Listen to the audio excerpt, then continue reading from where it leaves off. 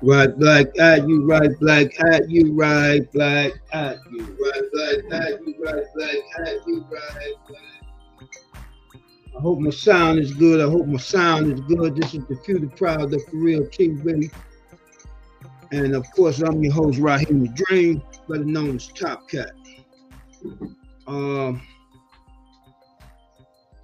give me a second here. Uh, give me a second here. A little warm in this house, man. Kind of burning up in here. Uh,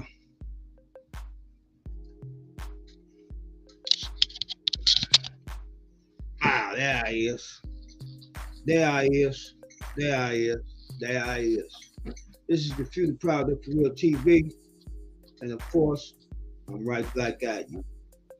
Once again, I'm your host, Raheem and Dream, better known as Top Cat. And welcome to the show. Welcome to the show. Welcome to the real freaking deal. None of that old hype stuff you watch all the time. Entertaining you. That's my people love to be entertained. And that's why y'all the best entertainers, because y'all love entertaining them white folks. Okay? But that's another topic. The topic for the night is brothers and sisters, let's fall in love. Topic for the night, brothers and sisters, let's fall in love. Okay? If your first time coming in, if your first time tuning in, consider subscribing to the channel. And if you do subscribe, leave me a comment in the bottom. Let me know you subscribed and leave a comment. Leave a comment along with your. Let me know that you subscribe and leave a comment. Leave a comment. Let me know you subscribe, and I will answer it. Like I said, once again, the topic for the night is brothers and sisters. Let's fall in love. Of course, this is Miss Elliott's night. This is her topic. So I'm gonna get her into the building. I hope everybody had a good, prosperous day. And peace and black power to you and your families. Give me a second here. I'm gonna send the link out. So to my co-host. Give me a second here.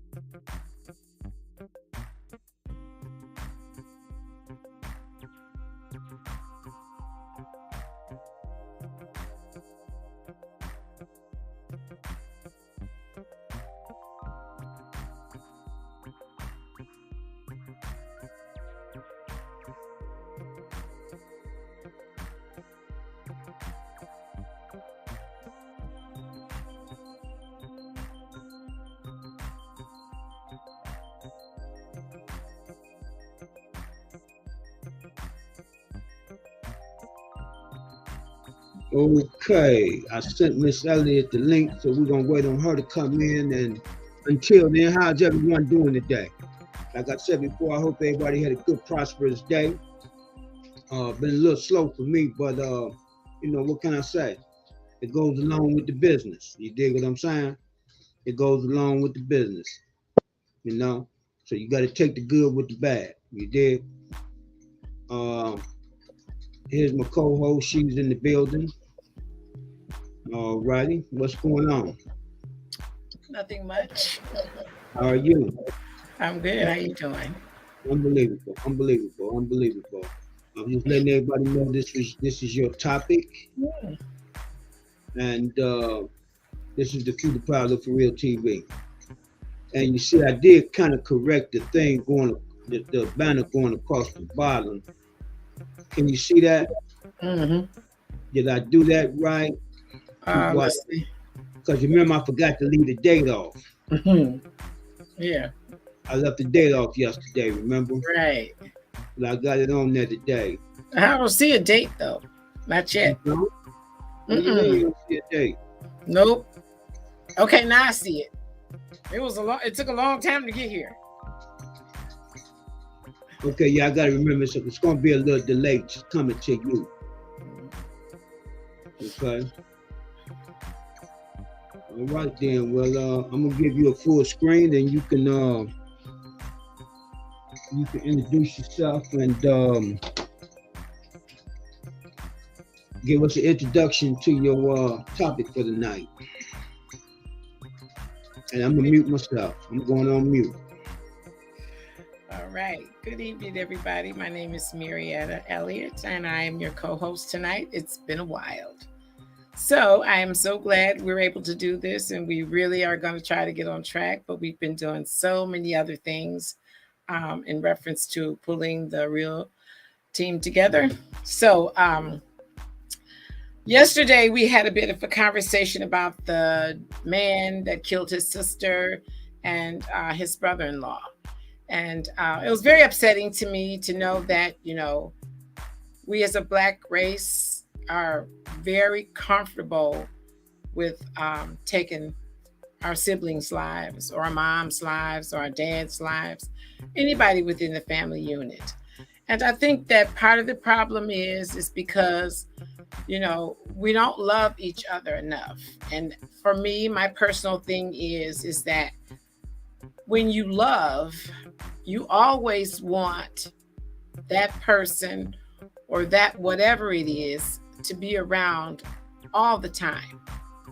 And I think that, somewhere down the line, we are losing the love. And for a lot of different reasons. And I want to kind of have a little bit of an open conversation about, falling back in love. And I know people are probably thinking relationships between a man and a woman, a boyfriend, a girlfriend, a husband and a wife. It's all of that. It is absolutely all of that. And, and until we find ourselves back in love with ourselves, we will never be able to transfer real love onto another human being or even an animal. And for whatever the reasons are, I want to kind of see if we can put it on the table and dissect it, because love is something that has gone further and further away from the Black race, the Black families. And it just has to stop. We've got to be able to find a way to love each other. I mean, we always talk about it, the For Real team, every time we're going live and something tragic happens, we always end up back to the conversation of love. And love is something that, interestingly enough, is taught. We come into this world as a brand new baby. We don't know what love is. We're just here. And because of the way our moms treat us and our dads treat us or our siblings treat us, we start to learn what it feels like to love before we know the word love. And for some odd reason, even though we've been given a lot of love as a baby, because most people, when a baby is brought into this world, it is shown nothing but love. But as time goes on, then we start to see love in the physical way, in the sense of people are angry because they love someone. People swear because they do love someone, and they're very upset about whatever this person has done. And I kind of want us to think about our families. And I really, really want to address the act of forgiveness, because until you can forgive, it's hard to grow the love. And forgiveness is something that's very, very hard to do, but we got to learn how to forgive. And forgiving will bring upon a new avenue of love. And I've talked about, when we swear at our kids, we need to be able to go back and apologize for our wrongdoings. And hoping that child is going to forgive us, we have to forgive our kids for the wrong things that they have done to us. But right within the family, I've given this a little bit of thought, and I really didn't rehearse this day. I just kind of thought about this as of yesterday's conversation. But, siblings, The first sibling definitely wants to control every child that comes underneath them. So if there's 2 children born behind that first one, then, or 3 children, then that older child is going to want to control because they're the oldest and that they love their sibling and they want to make sure they go right. So I don't know how many people have heard this term, I love you, but I don't like who you are. And that's a thing that happens when we don't like who a person is because they're either not respectful, they're not listening to us, they're not doing the right thing, they're thinking about themselves and themselves only. And when you have a sibling that is like that, you tend to resent them because you want them to do what's right. You want them to have that respect.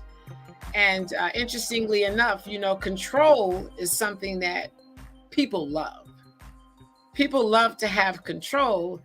And what we need to understand is we need to control ourselves first. Because when you control yourself first, people will follow suit. If they see that you're conducting yourself in a respectful, loving manner, and you're embracing them with some love and respect, that will pour right over into their spirits, their souls, their bodies, their minds. And then they will send this to someone else. So as a Black race, we got to get back to that. And we got to get hate. Understand me. We got to get hate out of our lives and out of our spirits. Because hate will make you be a murderer. It can cause you to be a murderer. And that is something that we want to get away from, and outside of our families. If we have hate in us, we can easily hate someone else enough to take their lives. Even if it's hating the act for just that moment. We live with regrets for the rest of our lives because now it's done.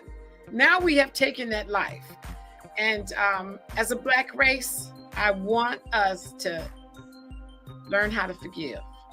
Please, we got to learn to forgive first, because that is the only way we are going to rekindle love.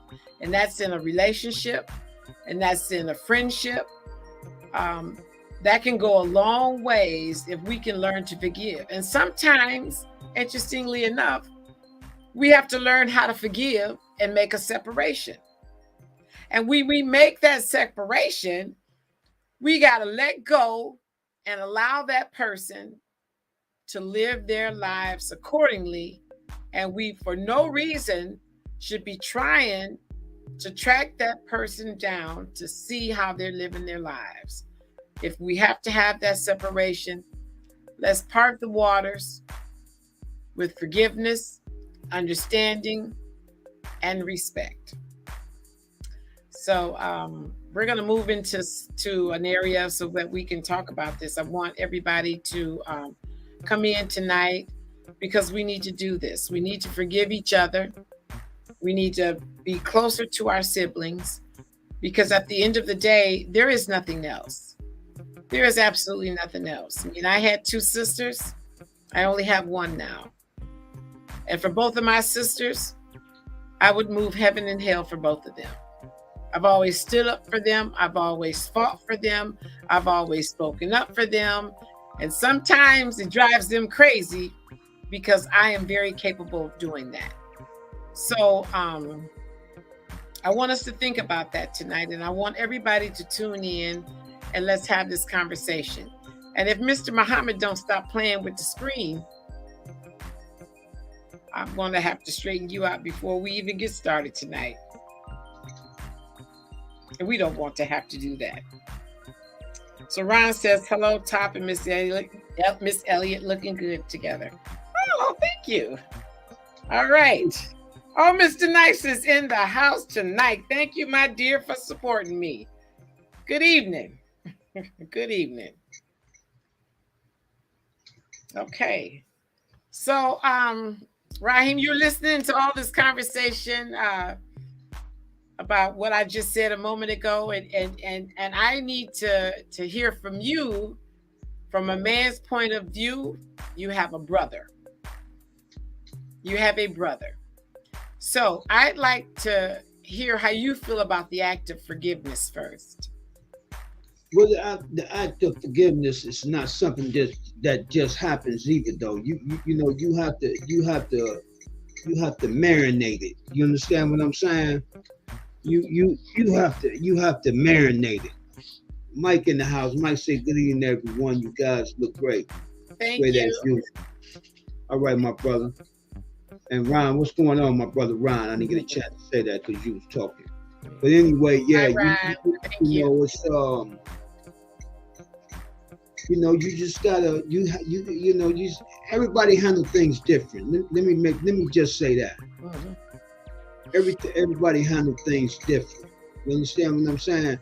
But you know, it can't keep going on and on and on. And what I mean by that is, after you get past one thing, then it be something else. You understand what I'm saying? After a while, you be like, you know, forget that. I'm not even dealing with that. You know, so you know, that's it. There you go right there.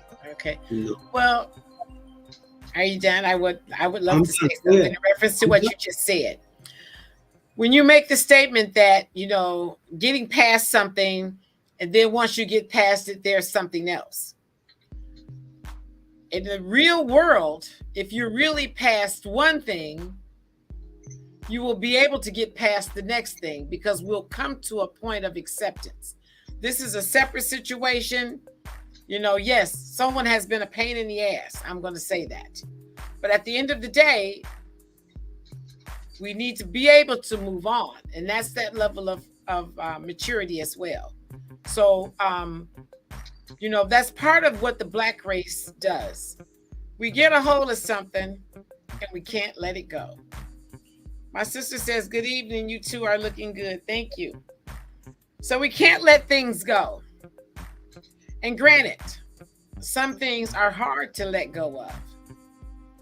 But at the end of the day, as a Black race, we have to realize we have been punished enough by the white man. And why do we want to continue to punish within our own race? Those are the things that I want my audience to think about. The fact that we have been punished for generations. It's a learned behavior. But at the end of the day, our punishment has been done, and we got to be able to not punish our own people. Be it our neighbor, the people down the street, as far as, you know, the group of people that hang out and do all the things that we don't like. We got to be able to get to a point in our lives where, because we have the love for someone, we got to be able to get past these punishing acts that we always want to inflict.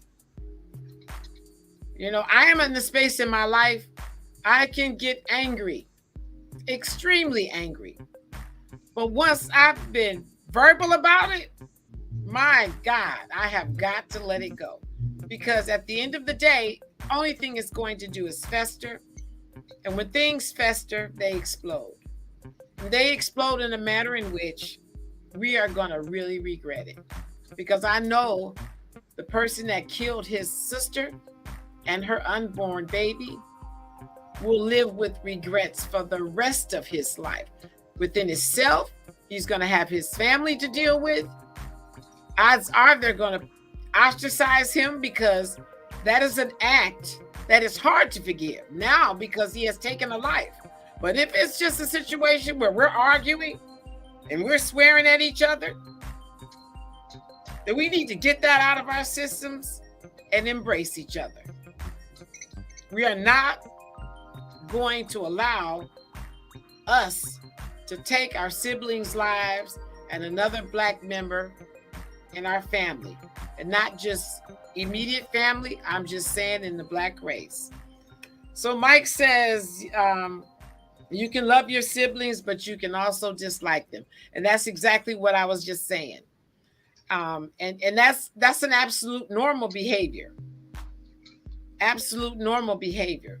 But at the end of the day, we got to get past disliking them and forgiving them and understanding who they are. And we as individuals, it starts within ourselves first. I love myself deeply. And I love my baby sister more than life itself. She can be a little cookie, but I love my baby sister. There is nothing in this world that my sister could do to me to make me go away from her and never return. I've had to go away and settle myself. And I have said I don't ever want to deal with you again in life. But I was lying. There's no in hell. That was the truth. I was lying. I was lying. And I went right back to my little sister. Yes, I did. And we as human beings got to learn how to do that. That is an important act. So my sister says, forgiveness is for you, not for the other person. When you hold on to the stuff, it makes you a prisoner of it. And that is very true. And that's part of why I was saying that, we got to let go. Oh, bless her heart. I love you. That is the reason why we do need to move past some things. And if we start to learn our siblings' characters and their personality or their behavior or however you want to put it, then we need to know, okay, this is coming. And I'm not going to even deal with it. Okay, but see, also, you have to know what you can do with each individual in your family or siblings or whoever you want to call it. You understand? Yes. Some of them you can't do business with. You understand? Mm-hmm, mm-hmm. So you have to know what you can do. And a lot of times the only way you find out is doing business with them. Yes. That's when you find out you can't do it. Yes. I can't do it. Right. You understand what I'm saying? Right. That's when you find out you can't do it. Mm-hmm. You understand what I'm saying? Yes. You find out you can't do it. Right.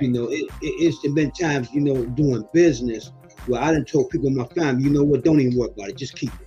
Mm-hmm. You understand what I'm saying? Because I don't need it on my mind. Right. It's not worth it being on my mind. Right. You know what I'm saying? When you come around me and you just act like it's nothing. Mm-hmm. You understand what I'm saying? Right. In other words, you don't respect my business. Mm-hmm. Mm-hmm. So in order to get past whatever, I just say keep it, but I would never do business with them again. Right.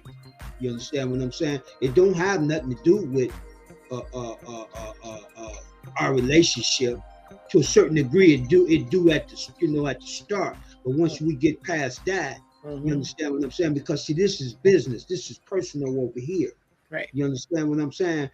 I didn't did business with family members, and they'd tell me what 5 years ago, you remember you did this to me, you took this and you took that. See? You see what I'm saying? Mm-hmm. Just so they cannot pay you whatever they owe you. You understand what I'm saying? Right. And I said, well, you know what? Yeah, I do remember that. You're right. Yep. So that's just going to keep it. You know what I'm saying? Yeah, you're right. Yep. You're right. I do owe you for that. Mm-hmm. Okay. Yep. We good. Right. You dig what I'm saying? But there'd be no more business with them. Right. You see what I'm saying? There'd be no more business with them. Mm-hmm. So there you go. You have to know what's your limitation with even family and friends. Absolutely. You have to know your limitations with them. Right. As an individual. Yes. Okay. So Mr. Nice says cognitive dissonance. Distance. Yeah, that's what it is. Self-hatred and trauma are key factors that cause unforgiveness. And see, and that's the thing. We gotta make sure, first of all, we're mature enough, because some things you know, a level of maturity can help you override anything, because you know that holding on to something is not going to be beneficial in the long run. And those are the spaces that I want to see the Black race move into. I want to see us move into a space where it's done, it's over with. When people want to remind you of the past, we need to say to whoever it is, hear me, ladies and gentlemen, the past is the past. And no matter how many times we talk about it, it is still part of the past. And that will shut people down. That will shut people down. We don't need to spend a day with that.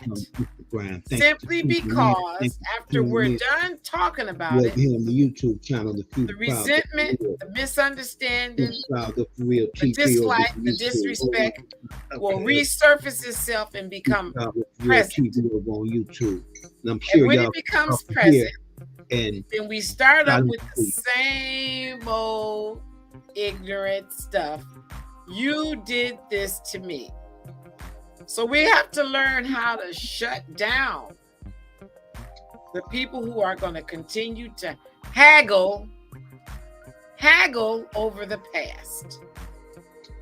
As a Black race, when they start trying to bring up the past, we need to say to them, that's done and over with.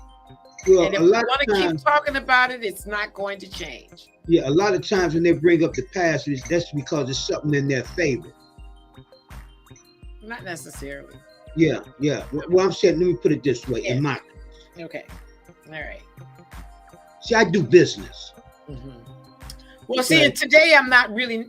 Our thing is about relationships and not business. I got what you're saying. But what I'm trying to tell you, even period, sometime when people bring up things in the past, it's to be in their favor, something over you, or they wouldn't bring it up.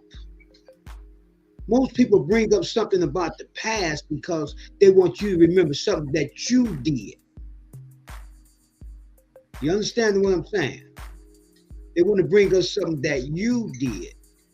And that's what keeps the separation. Like you just said, you got to leave the past in the past. Mm-hmm. But most of the time when people bring up the past, I don't know what kind of conversations you be in, but I know most of the conversations I've been in, when they bring up something from the past that you did, it's to give them leverage on something. That's why they bring it up.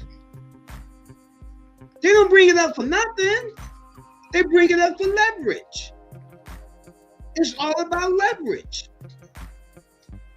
That's all I'm saying. It all be about leverage. It's all about leverage. It's the up you won. Okay? Ms. D Nice said it's not personal, it's just business. Okay, well, let me say something about what you just said. Interesting. That's pretty interesting. But whenever there is a situation that two people were uncomfortable with, I don't see how there could be some leverage. If someone did something you didn't like, someone did something that they didn't like, I don't know where the leverage would come in at, because at that point there are words that are going to be exchanged, and those are the things that stick in people's heads, the words that's been used. The act of what happened is already over with, but how you speak about it becomes the problem. If a person keeps saying, you remember you did this to me, remember you did that to me, remember you did this to me, remember you did that, that's what you call leverage. Well, okay, so now if that person is constantly doing something that's not appropriate, if it's a constant, you did this, you did this, you did this, somebody better learn to stop doing that. Right, no, but what I'm saying is that when they bring up the past, that. I know, and there's 1,000 things that people can say you did this, you did that. What I'm saying is what they do it to give themselves leverage. They do it to give themselves leverage, to up on you. in their mind are up on you. You did this, you did that, you did this, and woo, woo, woo, woo, woo. I don't know if you get what I'm saying, but it's okay if you don't. But that's the leverage part. Yeah, I get exactly what I do get what you're saying. Yeah, I get what you're saying. But I am just saying that, to come to that space, two people were involved in that situation. Of course, that's why I'm saying that. That's what I'm saying. So yeah, it could easily be said, hypothetically, what happened in the past is still ringing in the future, as long as we're going to continue to bring it up. And that's my point, is that when we start dealing with people who are going to constantly bring up something that you did to them that was considered as an injustice, first of all, if it's a sibling or if it's a friend or girlfriend, husband, whoever it is, they got a problem with you, period. Because they're keeping tallies on your behavior. Mm-hmm. You see what I'm saying? Mm-hmm. And that's what I'm trying to get across. Yeah. Because I've been done injustice. But at the end of the day, because I love somebody, or I think I've been done unfair, I'm done with that. I'm over it. Because I know that I'm not going to be able to move forward if I am going to be that way.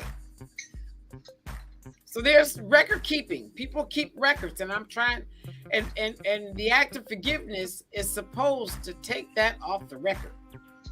That's my point here, is that, we as a family, we don't know how to take things off the record. We want to keep them on the record in case we need them for leverage again. You see what I'm saying? I mean, the list goes on. We as human beings, by nature, we never forget an injustice. And an injustice has to come from how you feel. Because a lot of times people do things to other people that are injustice, but they think they're well within their rights. Well within their rights. And that's where we fall short at. It's because being on the other end of the spectrum is a game changer. And that's what I'm trying to get across. So my sister says sometimes you do have to have healthy boundaries because it protects yourself. Absolutely. Yes, that is very true. And with that healthy boundary means that we're not going to continue to deal with the injustice that has been done to you. If you think that that person is going to continue to do you unjustly, that's why I was saying we should separate ourselves so that we don't have to be in a space of you did this, you did that. You know what I'm saying? We got to learn how to separate. But with that separation means if we have to go our own separate ways, fine. But let there be a mutual understanding and a mutual respect through that process. That is very important, so that we're not willing and ready and thinking about committing murder. Because you don't just jump up one day and say, I am going to go kill my brother or my sister or my mother. This is something that has been festering. And it has been festering for years. And you sit down and you constantly think of the opportunity, when will it be that you can carry out what's festering? And that's part of why we have the young men in the streets killing one another over something that has been festering. We got to get to a point where we stop letting things fester within our Black race. We have got to. And loving ourselves more will allow you to forgive and let go of some stuff. Because if you love yourself, clearly you don't want to see another human being die unless they have committed an act that was so heinous. For example, that man that killed his sister and she was pregnant. That's a real injustice. And that's been festering. You don't wake up one day and say, oh, I'm going to go kill my pregnant sister. That's something that's festering. And we got to stop letting things fester. Did you read the screen? Misty Knight says mental illness is real in our community. Unfortunately, some people are in denial. Right. Absolutely. Yes. Some people tear down others to make themselves feel superior than the others. And people do that. My sister says also the past is like looking in your rear view mirror. You can't move forward with looking backwards. My sister says, I agree, Mr. Rahib, it's a control move bringing up the past. Yes. Yes. And that's one thing that we as human beings, because we are not forgiving, we are using the past to control a situation. I said that earlier when I first introduced myself. I talked about that. My sister says, I agree, sis. We do need to love ourselves more. Right. Right. Because when we love ourselves, we want to give that to someone else. It is a natural thing to want to give that to someone else. And we're going to want to make sure they're okay.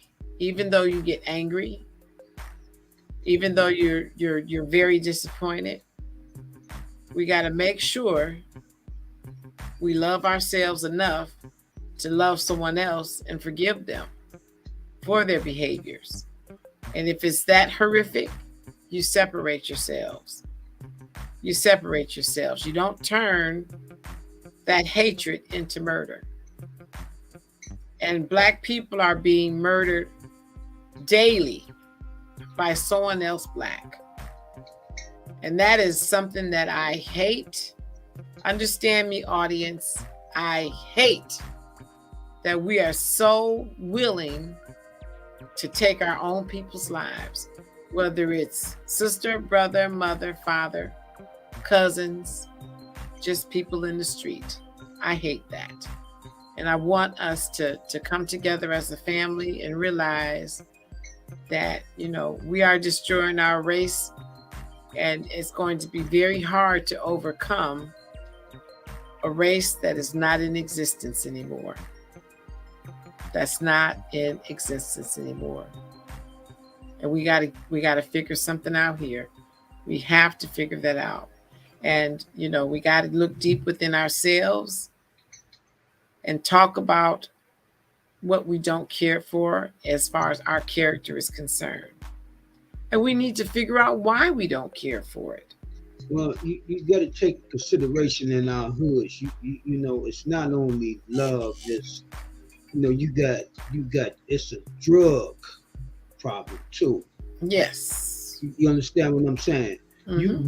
You can meet kids today that's 11, 12 years old, man, and they smoke blunts just like grown folks do all day. Mm-hmm. Mm-hmm. So how you gonna learn something in school? You can't. You understand what I'm saying? Your brain didn't even get a chance to develop. No. You understand what I'm saying? You killing your dopamine. Mm-hmm. The dopamine is being burnt up. That's the dopamine in the brain. It's being burnt up. That's what gets you high. Mm-hmm. When you get high, you kill the dopamine. That's how you get high. Wow. Yeah. It kills the dopamine. That's what makes you get high. Mm-hmm. It all kills the dopamine. Mm. So if you're not in your right mind, you can't learn nothing. You can't produce anything that's worth anything. That's why this rap music produces what it does. That's why the industry, the small hats keep the industry going the way it's going. Mm-hmm. To produce, so they won't have to worry about you. If you stay high all the time, we ain't got to worry about them people. We don't have to worry about them. You can't make sound decisions. No. And that's what our kids is out here doing. They for one, they're already kids. Mm-hmm. That's the problem right there of making a sound decision. Kids really can't make sound decisions. Right. No. Then you put the drugs on top of it. Mm.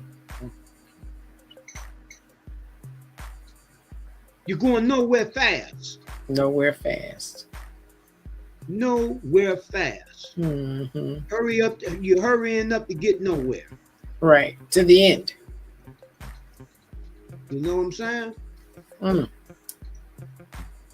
Man, that's unfortunate. You know, That's like I was saying yesterday about remembers.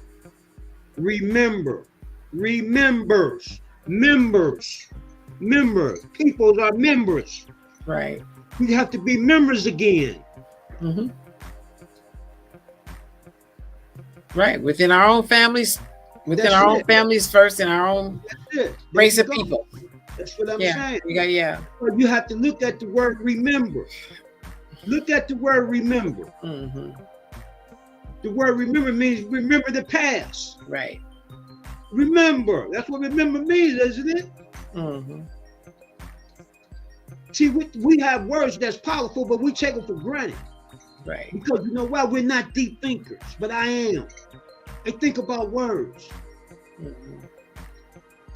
What are the words that are coming out of my mouth? Mm-hmm. What are the words that are coming out of my mouth? Do I really know what the words means that's coming out of my mouth? Mm-hmm. Half the time we say stuff, we don't even know what we're saying. We think we know what we're saying, but we actually don't know what the true meaning of the words are.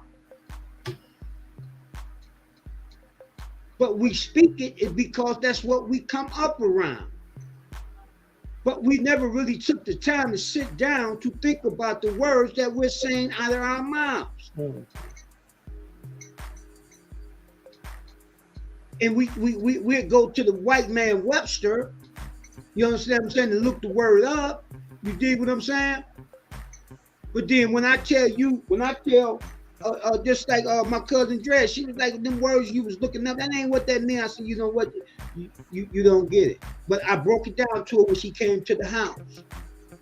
You understand what I'm saying? Because she, you know, she's a school teacher. And I'm like, that's not what the words. I said, okay. But that's just waited to her to come to my house. But she came to my house, I broke it down for her. And took her where I got them from. And this is how you look up. So when you go back to school, this is how you need to teach our kids. Mm-hmm. You have to look up the etymology of the words that you're saying. Mm-hmm. Because them are the true meaning of the words. You have to look up the word when the word was invented. That's why it's called etymology. Mm-hmm. You understand me? It's just like you go and do when you dig up the 5 bones and stuff like that there. You have to look up the word, the etymology of words, so you can know what you're saying. Sometimes you could be saying words that, if you believe in this stuff, cursing yourself. Cursing yourself or cursing another individual, and you don't even know you are. Because they say you can speak it into existence, right? Isn't that what you people say? So know what you're saying. I'm just saying, so know what you're saying. And it surprised me that my cousin, being a school teacher, didn't know. You understand what I'm saying? Don't get me wrong. I broke it down to her and showed her. You understand what I'm saying? And she said she never heard of it. She never seen that before. You understand what I'm saying? But here it is. Who you getting it from? Some old street nigga, as you want to call me. Everybody want to call me some old street nigga.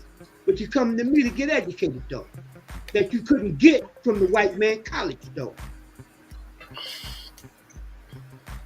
But I don't want to get off the subject, but I'm just saying. I was about to bring you back. Hold on. Let me finish. Because I'm going to let you know it's not getting off the subject. That's why I'm saying it, because that's why I said what I said, because I'm not getting off the subject. It may sound like I am. So we have to understand the words that we say to each other. Mm-hmm. As a family. As friends. That's all I'm saying. So now, with that being said, when we use the terms or the words, I love you, what are we actually saying? Etymology. I don't know. I never looked up the word. The etymology of the word love. Well, I guess we got some work to do. I guess you do. I don't know why y'all always want to put the work on me. Well, because you were the one who were making always want to put the work on me. But you were making conversation about words that we use. And so this is all about love today.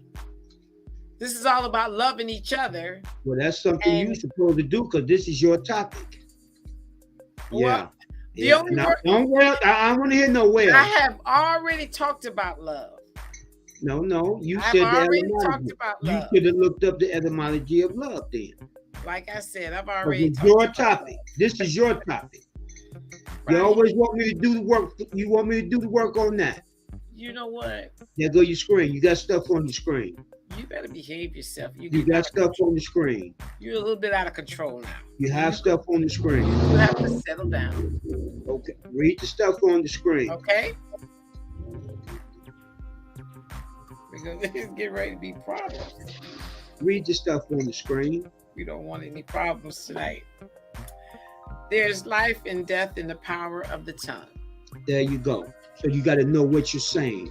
Yes. You have to know what you're saying. That's just like if you look up the etymology of the word blessed, it means to be cursed. When the word blessed was first invented, it was used to be cursed. So just a little quick thing there, but I'm gonna let it go. I mean, I understand what you're saying because it depends on who's using it. You're right. No. What I'm saying is that what I'm telling you is when the etymology is when the word was first invented, and what it was used for. That's why it's called etymology. Look up the word etymology so you know what the word etymology means. Okay? All right. My sister says, how do we love ourselves more? For how I feel is that, taking a look at ourselves and thinking about what our purpose has been in life from the time we were born and to where we are right now. And we can look at what we've done in the past and we can decide, I'm not that person. I'm not that in that space anymore. So that within itself will make you happy that you're not in that space anymore. And your mindset, that has a lot to do with loving yourself. Like sometimes we get so into being that perfect individual as far as physically being perfect. And that is not all of what we need to do to love ourselves more.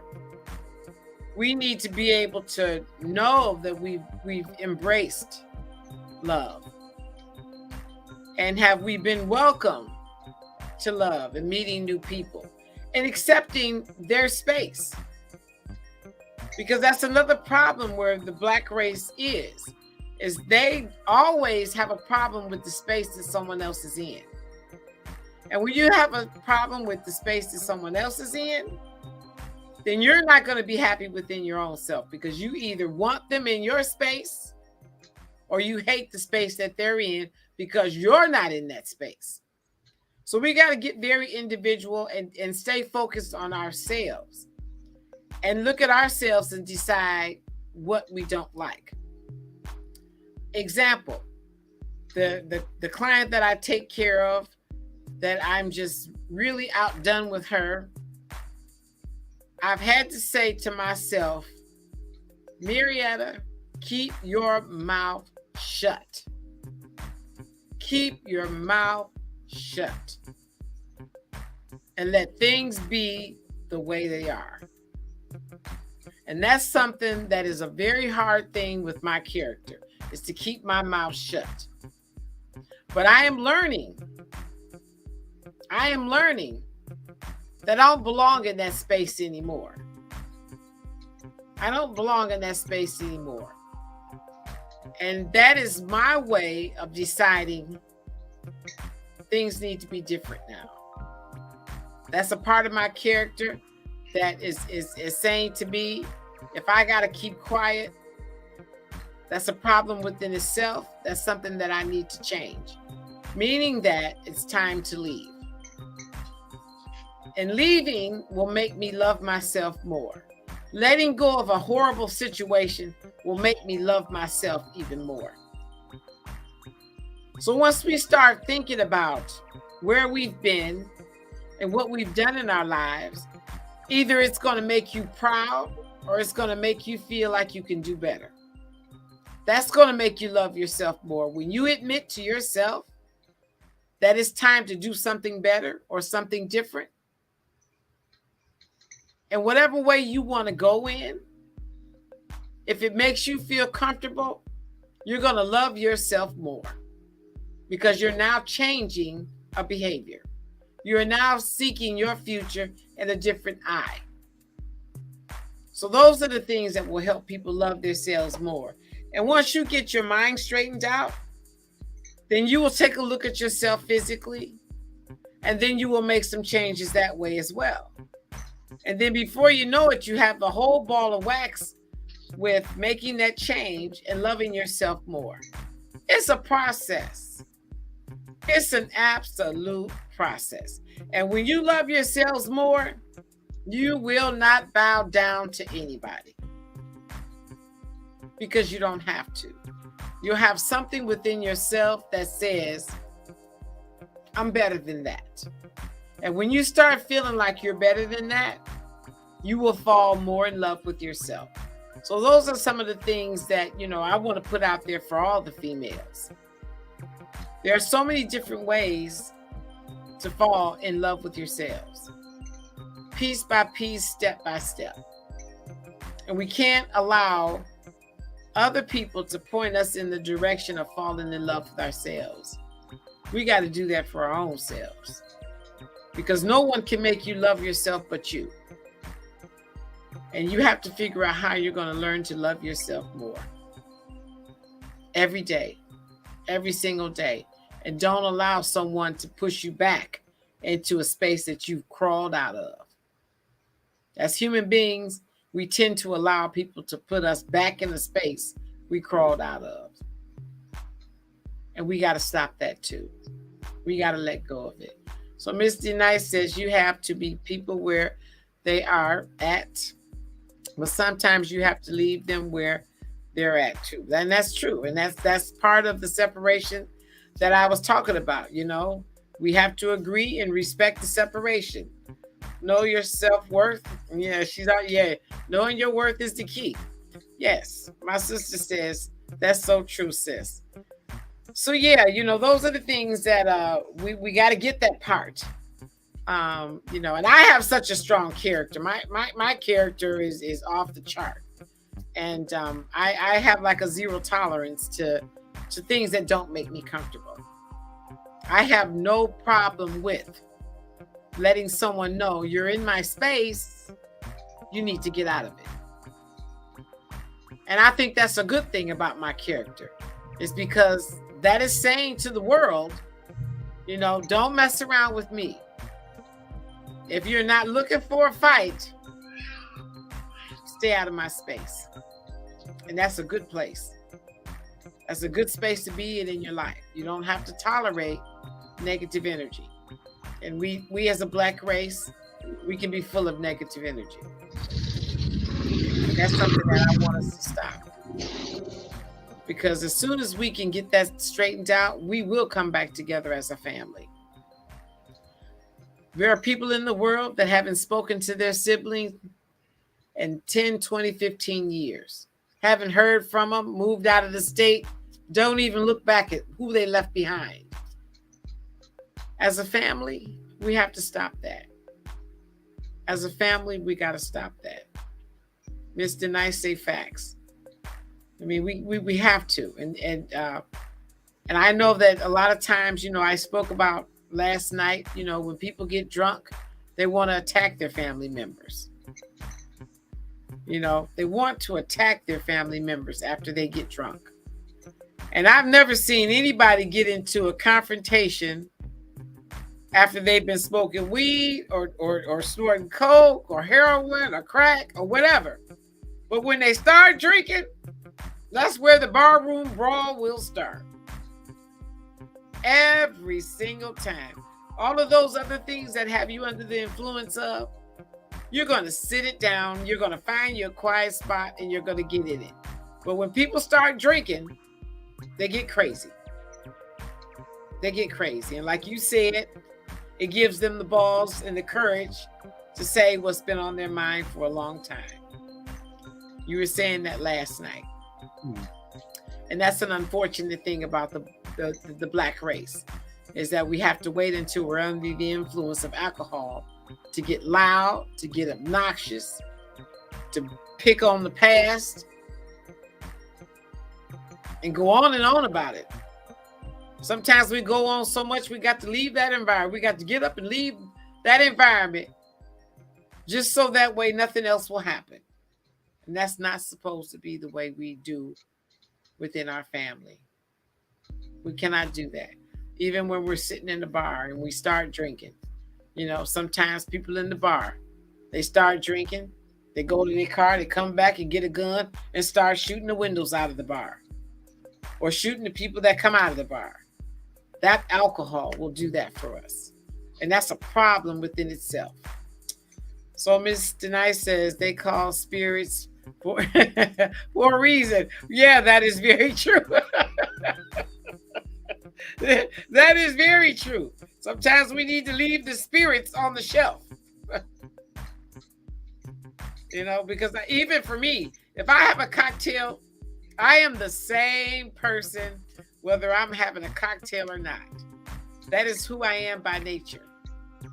That's who I am by nature. So I don't need a cocktail to give me a big mouth. I was born with one. And as a child, my uncle used to say, that mouth of yours is going to get you in trouble. And that's a fact. It has been a fact. It has been a fact. Mr. and I say laugh out loud. Yeah, we better leave them spirits in the store, on the shelf. That's right. So what do you think, Raheem, about the spirits and alcohol? How do you? They sell more alcohol in the so-called Negro community than anywhere. Well, yeah.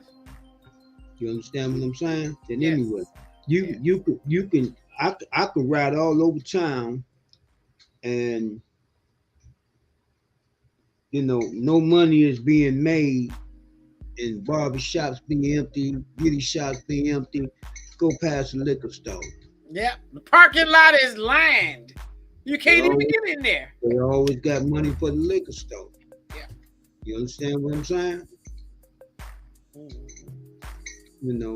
I'm just telling you what I see, when I'm in the street. You know what I'm saying? Yeah. I can go past, spots that be empty. Go past the liquor store right here on Union. Go past the liquor store on 93rd Kinsman right there. You dig what I'm saying? And it's always people going in and out of the liquor stores. Right. You know what I'm saying? So, I don't know what to tell you. Because you have to remember, it's an escape. You dig what I'm saying? Mm-hmm. It's an escape. And, because I was up on Lee Harbor, I think that was Sunday. And little dude just standing out there to anybody. He just saying to anybody, I got bud, I got the bud, I got the bud. And so when I came up, he said, man, it's OG, I got bud. I said, man, yeah. I said, yeah. I said, that's the suckers. He said, what? I said, yeah, suckers smoke bud. I said, because they got to run for something. They got to run for something. You should have seen his face. He didn't know what to say. Right. He wasn't expecting that. Right. He wasn't expecting that. Mm-hmm. You see what I'm saying? He didn't know what to say. His face like he just went complete blank. Right. He didn't know what to say. Well, that was a surprise. Yeah. Complete blank. Right. So Mr. Nice says liquor and lottery tickets. Oh God, yes. That's it. I remember a small hat said to me at one of them universities, he said, man, y'all grow up watching y'all parents play the number. He said, but we grew up watching our parents play the stock market. And that's very true. That's very true. Right. And I mean, even, people who hit the lottery, within the black family, they're not going to share it. They're going to go drink it. They're going to go drink it. That's what I was about to say, but they're going to end up broke anyway. Yeah, they're going to go and buy them a bottle. Because we have no financial literacy. Mm-hmm. See, it's not taught in school. It's not taught in our family, and our parents didn't know it. All our parents knew to do was pay bills. That's why I talk to people now about being locked on just paying bills, or being locked on just going to work. Not doing what you need to do and put things in place. That's your fault for pushing your future off. And we have to learn that as a people. Your job should not be more important than your freedom, your financial freedom. It don't come just because you want it. It comes from putting things in place for it to happen. You can't say you tired or you got so much to do. But you ain't gonna say that when you get to that white man whip, when that white man got that whip in his hand. Or you need your beauty rest. You get to that white man job and you get some script from somewhere. You gonna get some script from somewhere, huh? Yeah, you get to when you get to Mr. Gilmore Plantation, you ready to work though. Then you get off, you too tired to do anything for yourself. And then you wonder why Mr. Gilmore rich and you're poor. You have to go the extra mile for yourself. Mm-hmm. You have to go the extra mile for yourself. Mm-hmm. As simple as that. If not, you need to understand. You keep doing the same thing, you're going to get the same result. That's insanity. When you think you're going to keep doing the same thing and you're going to get a different result. Right. You've been doing the same thing for 40 years and getting the same result. A little piece of car, a little piece of house, and that's it. So if you keep doing that, that's all you're going to have. I mean, it's as simple as that. Well, we say that's all they want. We say we want more. But we scared. Most of the time, we scared to take a chance. I don't give a hell. I lose every goddamn thing if it comes down to me trying to move forward to where I want to go. Well, I'm just going to have to start all over again. But I'm not going to let the opportunities keep passing me by. Because that's what we do as a people also. We scared to lose what little bit we have, which is really nothing. It's something to you because who you comparing it to. You compare what you got to somebody living in the projects and think you got something. I don't think people do that, do they? In your own mind, you do. In your own mind, you do. We all do. Ooh, well, I'll never do stuff like that. That's insane to me. Yeah, you do. Yeah, you do. Okay. Yeah, you do. I'm gonna tell you do. Because we all do. Well, we all do. Because we find reasons to do things or reasons not to do things. And I'm not saying everybody's reasons are the same. I'm not saying that. But somehow you'll use something to say I'm okay. In order for you to be okay, you got to be comparing it to something. What are you comparing it to then? You got to be comparing it to something. That's all. That's all I'm saying. You got to be comparing it to something. One thing I will say to you is everybody has a space that they want to be in and they're okay with being in. And we, as a Black race, have to understand that. No. Yes. Everybody does not want to have billions in the bank.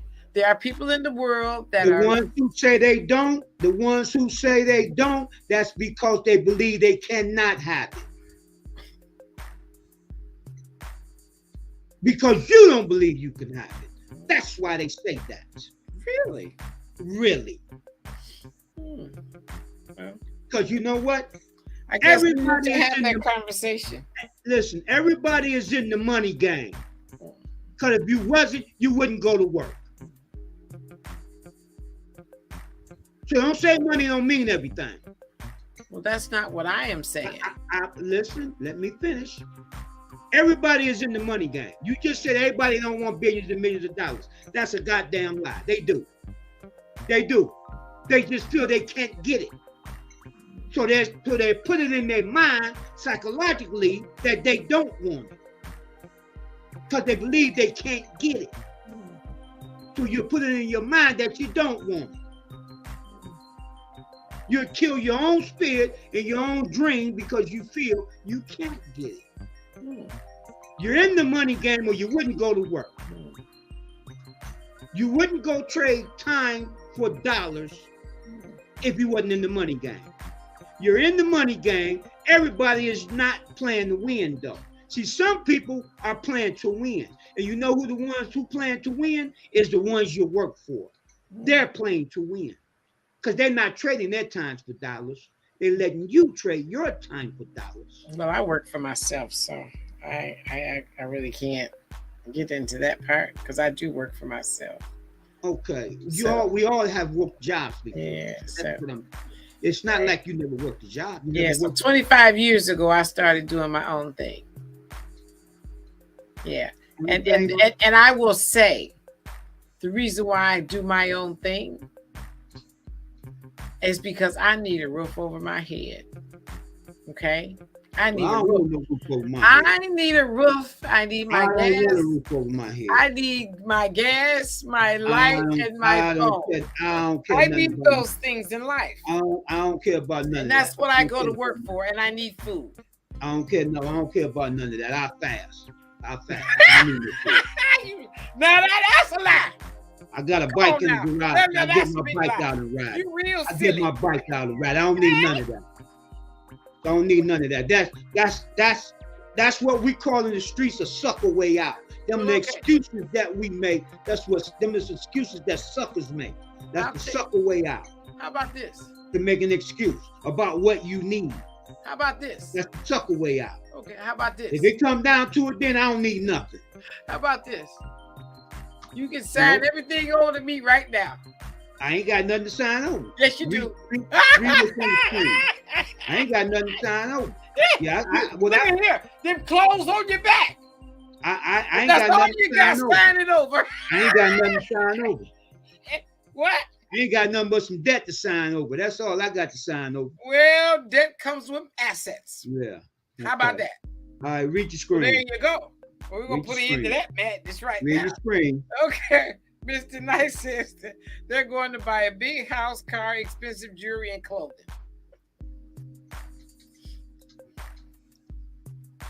Facts. Mindset is everything. Afraid. There of you taking go. risk. That's what I just said. That's why you never go nowhere. Well, you're going to sign everything over to me and we're going to see how that work out. Mr. Nice says self-sabotage. Yeah. There you go. There you go. Say that again. I agree with 100%. And I agree with 100%. I agree with 100%. You know, this is one thing, you know, when you make these statements, you make people wonder, then why are we in the space we in now if we had that different mindset? Wait a minute, you said what now? If It's we had- obvious you in the space you're in because you don't have the right mindset. Well, you're not getting. No, I'm saying we for the ones that got the mind to be the billionaire, why have we not been billionaires long time ago?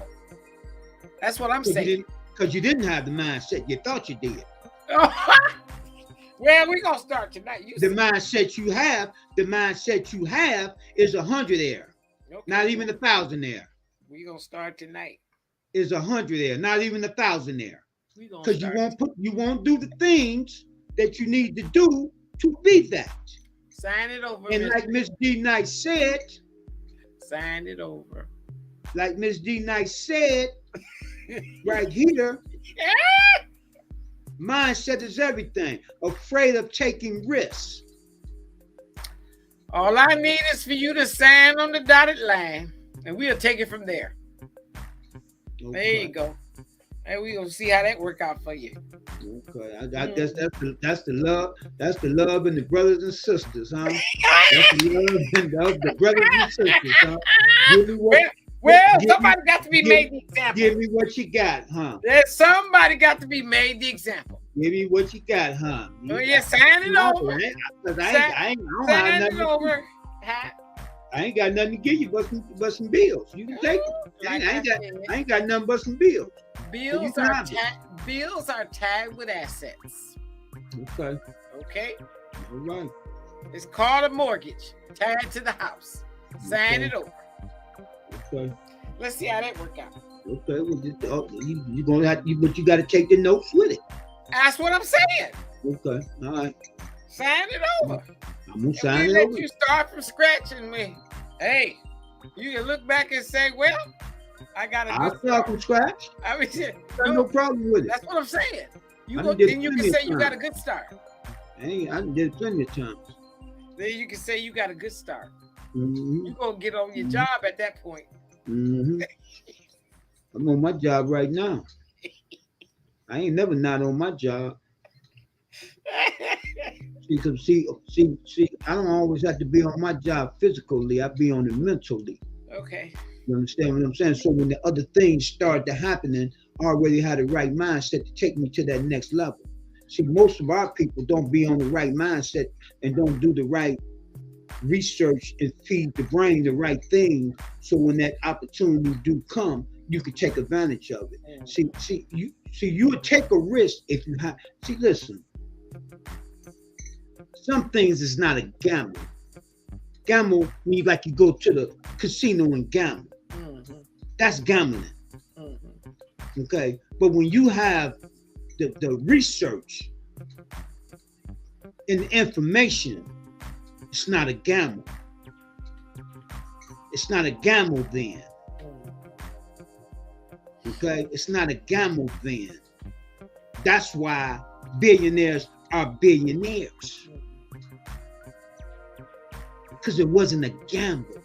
They did the research, they did the information, or they had people to do it for them to say, well, look here, this is what we need. This is what we need to do. You're going to need to put your money over here. You're going to need to put your money over here. And then this is going to grow. Right. But you can't be scared. Right. You can't say, I'm tired from being whooped with the whip. Or you need your beauty rest. Or you need your beauty rest. You've been beat with, well, you don't need it then. Yeah. What? You're the first one trying to get your beauty rest. You don't need it then. Are you kidding me? You don't need it then. I'm gonna you tell don't need that. it then. Well, look at that.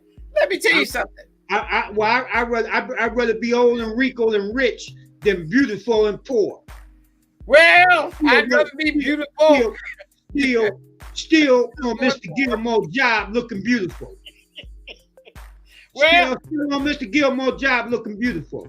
Well, I don't want to be an old broken down, wrinkled up bag. So if I got to stay poor to keep my beauty, that's okay. I'll be old broken down and ain't got to do nothing unless I want to. I know that's right. It's called choices. Well, I want to tell you this. I don't know how many people out there are like this, but I am at my best when I'm fed up. And when I'm fed up, that's when things start to change. That's what I'm doing to you. That's what I'm doing to you now, making you fed up. Woo! I'm gonna kill you.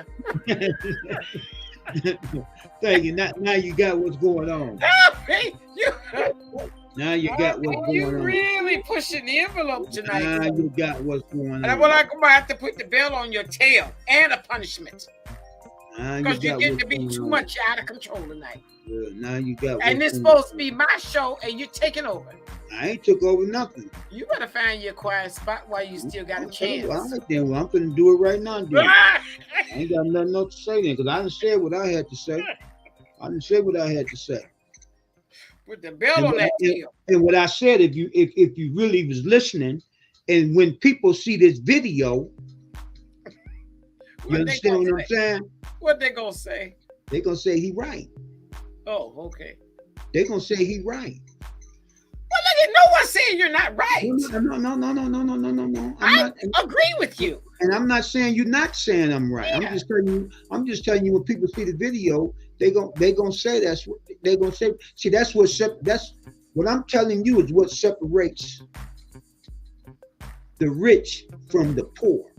Well, I know that. You understand what I'm saying? Because listen. In between that, in the rich and the poor, what's in between there? I don't know what's between there. What do you mean? What's in between the rich and the poor? What's in between there?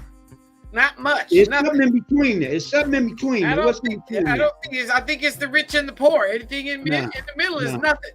There's no poor in there. I mean, there's only poor and there is only rich. No, what's in the middle? I'm about to tell you.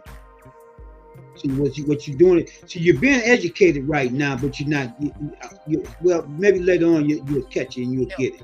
I need some help. Okay. What's in between there is being broke. Do you understand me? See, you got the rich, then you got the broke, then you got the poor. Okay. See, I did it that way for a reason. That's to let me know how much research people have been doing. Okay. You understand what I'm saying? Just listen, because see, poor can be a generational thing, but broke, broke is something you can fix. You might be broke today. You understand what I'm saying? And put things in place for tomorrow. You understand what I'm saying? And get money, and you don't be broke. But poor is a state of mind. Okay. But broke is a temporary thing. You understand me? Broke is a temporary thing. Okay. And this is the stuff they use on our people, because our people have lost our thought process on how to process things. You see what I'm saying? That's why they'll just tell you it's the rich and the poor. You understand what I'm saying? Well, I learned something. But they don't tell you in the middle. It's the middle there. Okay. It's the broke. It's the broke. You understand? It's the broke. They might want to try to slide in middle class, but they're getting rid of the middle class. Right. That's why I said rich and poor. That's why I said that. But what they're replacing the middle class with is broke. Okay. Well, it's broke. You know why? Because the middle class is the check to check. It's the week, whatever you call it, the week to check or whatever you call it, where you live check to check. The middle class is becoming that. Okay. You understand what I'm saying? Well, that's something to think about. But listen, all week you're broke. Do you get what I'm saying? All week you're broke. So you get your paycheck at the end of the week. Okay, well, I don't know where I fit in at because I'm never broke. The only thing I'm saying is that this stuff goes over our heads. And the reason why it goes over our heads is because we haven't been taught it. This is the stuff that the rich folks teach their kids. We don't get taught this. But we're going to be teaching it, though. I had to wait till I started teaching myself these things. But the way I started teaching myself these things is watching the rich folks. Yeah. And studying them. Right. And studying them. And then reaching out to other people. Yeah. And then send me this. Okay, take a look at this. This is why this is going that way. Okay. That's enough of that. Yeah, you just want to take over my show. I'm done. Read what's on your screen. Read your screen. Okay. My sister says me too, sis. Okay, Ron. Okay, mindset is how you become successful. Yeah.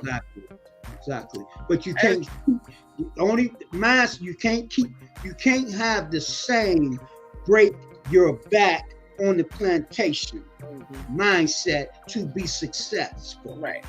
Now, most people think a piece of car is success. You know why? Because that's the mindset of the people they're around. And it's something that's needed. That's not what we're talking about. Right. We're not I know, talking about yeah. what's needed. I'm telling you the mindset of success. It's who you comparing it to. See, I don't compare myself to y'all. I look up the white man. That's who I compare myself to, because that's where I need to be at. I need to be on his level. Until we get on that level there, we're not going to really be successful as a people. We can do all the talking we want to do and all the marching we want to do until we put black nationalism into place back in our hoods. We're not going to have anything coming. You're going to still be overcoming. You're going to still be marching with signs talking about we shall overcome. Overcome what? Yourself. That's what you need to overcome. Well, that's a good thing too, then, ain't it? We need to overcome ourselves. That's a good thing. All right.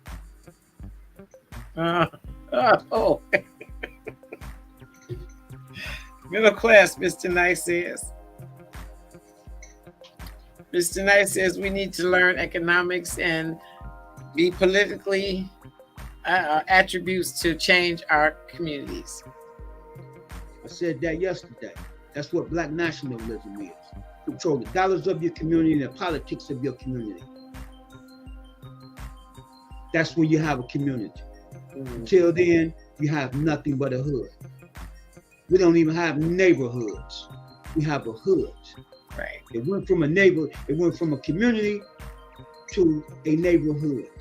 Right. When it went to a neighborhood, all you had to do, you've been living long enough to see it done. When I know, living in Garfield Heights, you couldn't rent a house out in the 70s and early 80s. You couldn't rent, no, 80s, yeah, in the 70s. You couldn't rent a house in Garfield Heights. You had to buy a house. And all your suburbs was like that. You couldn't rent a house. When they started letting people rent, that's when it went to a neighborhood. It went from a community to a neighborhood. Then it went from a neighborhood to a hood.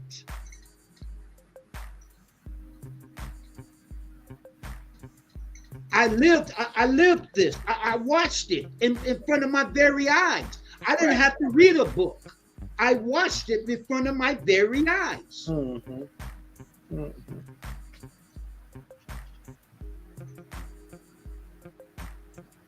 Did you read that? Yeah. Yeah. Okay. All right. Well, go ahead. It's your show. I ain't got nothing else to say. Go ahead. Well, you sure it's my show? Because you certainly ain't acting like it. Go ahead. Listen. Yeah. I'm giving the brothers and sisters the love. And showing out all at the same time. No, that's what you call it. All I'm giving the brothers and sisters the love. I'm giving them the love. You understand what I'm saying? I'm giving you the love. I'm giving you the love that we need. Okay, as adults. So as adults. The love that I'm talking about is respecting one another and making sure we don't have malice in our heart to kill one another. And money is not going to change us not wanting to kill one another. Because sometimes money make people kill one another. No, the lack of money. The lack of money. There have been black people that rob the people at the dope house and kill somebody. Because that's the lack of money. The ones that are doing robbing don't have no money. Right. I just said the lack of money. I get that, yes, I know, but there are people who have plenty of money and still kill. We have been tricked. We have been tricked. The church will tell you the money is the root of all evil, but pass the trade. So, Ryan, can I say this to you? Okay. Hold on. Let me say this and I'm going to be done. Okay. See, we've been tricked. We've been falling for the banana in the tailpipe. Okay. I say you working on a job for 60 years and drop dead with nothing is evil. I think that is evil. I think you not having enough money to feed your kids is evil. But if you had the money, then you could feed them. So I don't fall for what he had put in your head, because it was in my head too. I told you, I'm not brainwashed. I'm brainwashed. I washed all that garbage out of my mind, out of my brain. It's the lack of money. It's the evil. People on the corner begging for food because they have a lack of money. That's evil to me. So I gotta ask this question. You not being able to pay your bills, that's evil to me. I have to ask. So that's the lack of money. So I have to ask this question. What if the drug dealer has X amount of dollars and he gives somebody something on credit for $20, and the person that owes him that $20, he doesn't have it and he kills him for it? Okay, now this dope dealer, we're going to just say, I want to say he's got $100,000. I'm going to stop you right there, because see what you not understand. That doesn't happen. No, because if you be quiet, I'm going to tell you. Go ahead. What you're not getting there, it's not about the money. It's his rep. Okay. It's his rep. It's not about the money. It's the principle behind the money. Okay. It's about his rep. Because if that get out, then everybody would try to do that. Okay. It's not about the money. See, this is what y'all don't know. Okay. It's not about the money. It's about his rep. Okay. And the business that he's in. Okay. If he let that go, then other people are going to do it too. So you have to set an example. That's what that is. It's not about the money. Okay, so what about the real estate guru who has all these houses and somebody don't pay their rent and they throw them on the street? That ain't personal. That's business. See? Okay. See what? What do you mean? See what? Okay. And that's the evilness, because they don't have the money to pay their rent. To me, that is evil. Not the love of money, not the money. See, this is what I'm saying. You've been bamboozled. It's actually reversed. It's actually reversed. We've been tricked.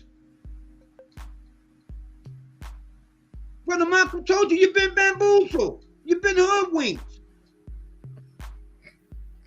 We've been hoodwinked. Well, you're going to get us on the right track, aren't you? I don't know if you're ready. Well, there's some. Okay. There's plenty that's ready. Okay. You got to agree, there are people that want to change their lives. They're out there. Definitely. Miss Bam, she's saying the same thing, bamboozled and hoodwinked. Because she knows the truth. It's the truth. To me, all them things is evil. You down on a white man job, that's evil to me. And not having nothing to show for it, that's evil to me. It's the lack of money. Yeah, well, I think it is very unfortunate if you are on the white man's job and you're spending all your money to drink and get high. Yeah, that's evil too. That's extremely evil. What you're doing is just giving excuses, and this is what I'm trying to tell you. Yeah. What you're doing is everything can be tied into that. But what I'm saying, you giving excuses. We're not talking about excuses. We're talking about the remedy of it, where it starts at. Right. You understand what I'm saying? See, it's just like I said yesterday. I went to the doctor. They took my symptoms. And they said, okay, Mr. Muhammad, we're going to give you this prescription for the symptom so we can try to, you understand? Mm-hmm. First of all, our thinking has to change. Mm-hmm. We still thinking like our parents was thinking. Mm-hmm. What year is this? You understand me? Mm-hmm. You can't be stuck in the 40s where our parents was at. This is 24. Right. AI is taking over. Not just AI. Look at the auto workers. They getting ready to go on strike. Every time you look around, somebody going on strike. Yeah. This is the only thing I'm trying to I'm trying to get across. Well, you're getting to the people. It's not the money that's evil. It's the lack of it. Right. Well, the people in the audience are hearing that. It's just the reverse. See, they know what it is. The 1% that control everything, they know. Right. But they give us the bull crap. To tell you don't love money, don't want money. Just let us. All right, you know you real silly. That's it's the truth. It's the truth. Right. They gave you a book to tell you that the book said that money is the root of all evil. But it's not the money that's the root of all evil, it's the lack of money. Okay. So you're saying once again, you've been tricked. Okay, so if we all had plenty, we would not do the things we're doing, huh? No, if y'all had plenty, I'd probably have it anyway because y'all don't know what to do. No, I'm saying to you, if the black race had plenty, we wouldn't have any problems. You wouldn't have it for long because you have no financial you're financial literate. No, you're not hearing what you're not. I'm hearing everything you're saying. Yes, you still have the same problems because you don't know what to do with the money. Well, I'm saying we're gonna know what to do with it. That's How? what I'm saying. How? Because we're gonna learn. You won't just wake up and know what to do with it? We're going to learn. We are going to learn. And that's what I'm saying. If all of us learned, would we not have would we not have any problems? It's not where you're if not. We have financial freedom. Everybody's got financial freedom. You're not going to have any problems. Okay. What problem? The crime rate in the so-called Negro community would drop tremendously if everyone had financial literacy. Okay. What do you think people doing crimes for just to do them? You think they do crimes just to do them? So we got to get it ready. We got to get I'm just saying, what you think they do crimes just to do them? We got to get things ready then. You see what I'm saying? See, that's just like right now. See, that's like right now. I talk to brothers. A lot of brothers said, man, they're against reparations. They said the reason why they're against reparations because the money gonna go right back to the 1%. I say, I got you. I to a certain degree, I agree with you. I say, yeah, because you ride down every house, every street, you're gonna see a Cadillac, a Benz. Well, that's what the black man like.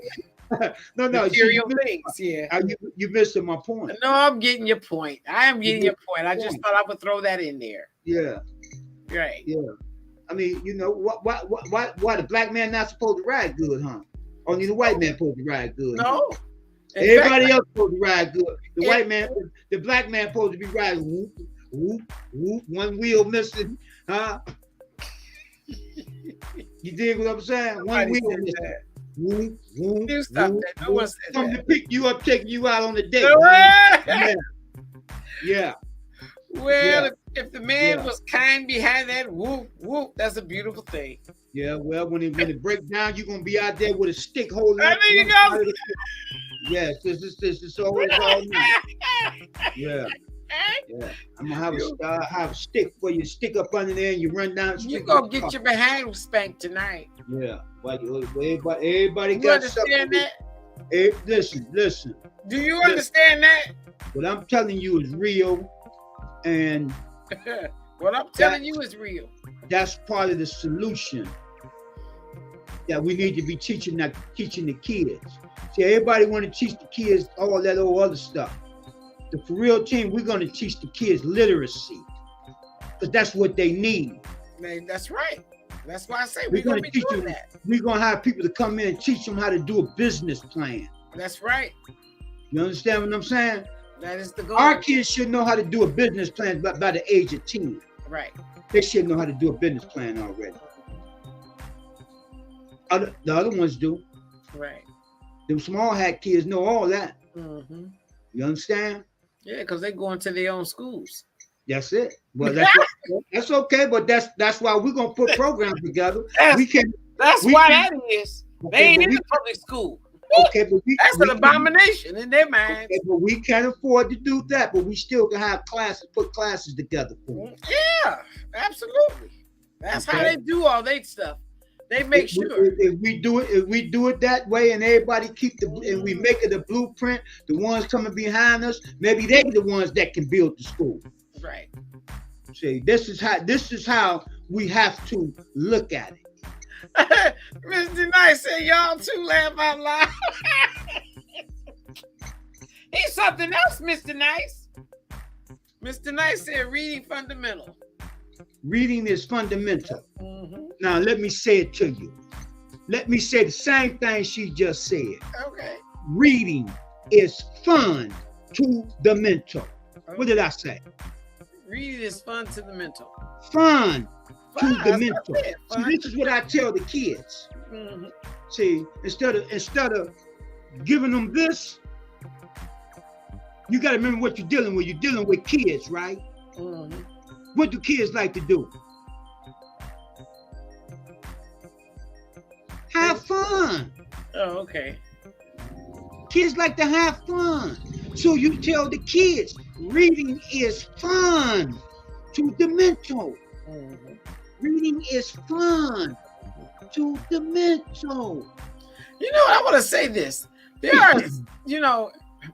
are, there's a lot of black kids that totally are into what you're saying. You know what I'm saying? Okay, so Chris is out here. Hi, Chris. Hey, yeah. Right, good, and still have money in your pocket. That comes with financial literacy. There you go. Yep. See, Cuz know what I'm talking about. Yeah, well, I got plenty of money in my pocket. Well, I don't. See, what do you call plenty of money? See, if you ain't got millions in your pocket, you ain't got no money. Say that again. If you don't have millions in your pocket, you don't have no money. Well, I don't want to hear no well. Stop it. See, that's the problem. I was going to say, well, I don't have millions. That's the problem with our people. I don't have millions. Because we're too small thinkers. You think too small. That's our problem. And then me thinking big, he crazy. They talk to me and say, he crazy. Yeah, okay. Ain't nobody think that's crazy. Come on. No, I ain't talking about you. I'm talking about in the street. No. I'm saying the people in the world. Yes. They say I'm crazy because I think too big. They can't fathom it. Oh, Raheem, what? Well, they see plenty of people that got money in the world. You think I get what you're saying, but what I'm saying to you is that there are people that are in the world that know that there are black people that have plenty of money. That's all I'm saying. That's not what I'm talking about. Okay. So you're still missing. This is what I'm saying. Well, I'm saying as far as they can't fathom it. You said you have money. Miss D. Nice said, no, I don't. Now that you said about the millions. Read the screen. Mr. Nice says, I like that. Reading is fun to the mental mind. That's right. That's how you give it to the kids. Right. That's how you trick the kids into reading. You tell them it's fun to the mental. You trick the kids. See, now you're talking about money. It's what do you call money? See, that's what it comes down to. Just like nigga in the barbershop. Let me take that word back. Yeah, you're right. He want to tell me, man, I get money. I said, okay, yeah, you get money. I said, what you be doing? He said, man, I get about, I make about $500-600 a day. I said, you call that money? I said, you call that money? You see what I'm saying? It's the mindset. We've been set on little bit, thinking we got a lot. Mm-hmm. Now, Kokosi, that I be working with sometime. Okay? They got spots all around the country. Mm-hmm. Talk to one of the big wigs. He say they do anything from $1 to $5 million a day. Mm-hmm. You seeing that kind of money? Any of you niggas seeing that kind of money? Excuse me. So if you ain't seeing that kind of money, then you not getting no money. Sir. It's the mindset. This is what I'm trying to get you to understand. Okay, It's the mindset. Well, it don't take $1,000 a day ain't nothing. Okay, well, it don't take all that. And you need to understand this as a people. Our mindset is too small. You have to settle down, sir. No, I don't. Our mindset is too small. Okay, well then, you know what? Our mindset is too small. You have to change the mindset. Anytime a company, and he said that's just on the average. He probably doing more than that. $1 to $5 million a day. And then y'all want to sit up here talking about you got money. Because you don't know what money is. You don't know what money is. But I'm done. Go back to loving your brother and sister. I got to go to the bathroom. Go back to loving your brother and sister. Now, you know, he is out of control, lady. Well, I'm going to have to deal with that situation. I'm going to have to deal with that. Anyways, you know, we're getting away from the real focus here. And the real focus is not about money. It's about treating our brothers and our sisters and the Black people within our race with some respect and showing some love. Because we have gotten into a space that we are willing to kill our own. We are willing to kill our own. And, you know, we're not going to blame it on anything but a lack of love. A lack of love. We have got to get back to that. That's an important thing. That is, you know, what my topic was all about.